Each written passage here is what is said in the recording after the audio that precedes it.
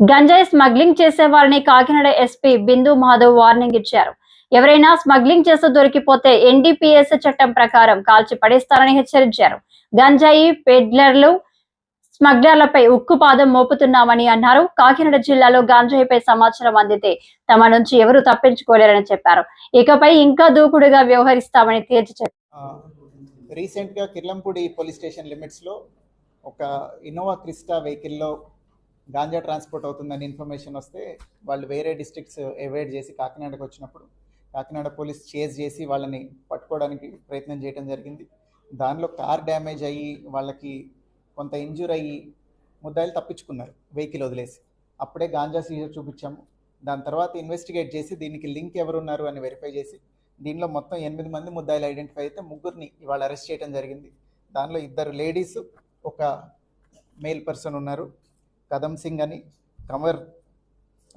కంకర్ దేవి అని, మోఫీ కన్వర్ అని, వీళ్ళ 3 అరెస్ట్ చేయడం జరిగింది.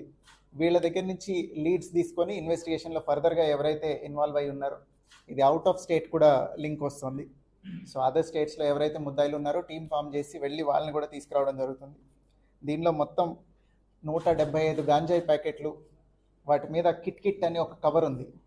ఆ కవర్ లోపల పెట్టిన 175 గంజాయి ప్యాకెట్లు ఒక్కొక్కటి 2 కిలోలు బరువు ఉన్నాయి. Totally 383 kgs ganja worth about 20 lakhs.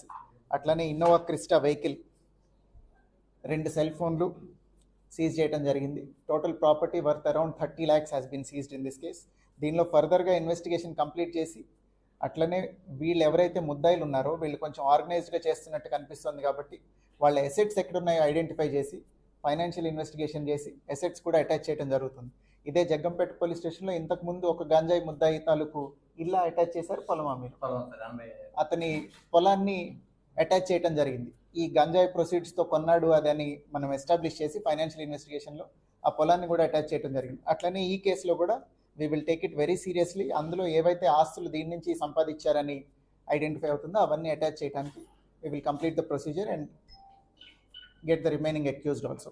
దీనిలో ఇంకొక విషయం, ఈ పెడ్లర్స్ కానీ ట్రాన్స్పోర్ట్ చేసే వాళ్ళందరికీ through media I want to warn them, there is a provision under NDPS act. వాళ్ళు కనుక రెసిస్ట్ చేసి ఏదైనా ఫోర్స్ యూజ్ చేస్తే we're authorise to open fire on them.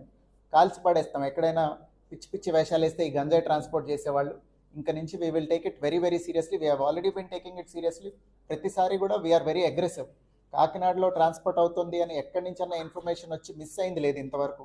ప్రతిసారి మనమే పట్టుకున్నాం. అది ఎటు రూట్లో వస్తున్నా కానీ కాకినాడ దాటిపోవటానికి ఇప్పటిదాకా ఎవరు సక్సెస్ఫుల్ కాలేదు. సో ఇక మీదట ఇంకా ఎక్కువ అగ్రెసివ్గా ఉంటాం మేము. కాల్చి పడేస్తాం ఏదైనా తేడా వస్తే. I'm warning all of them through media. Thank you.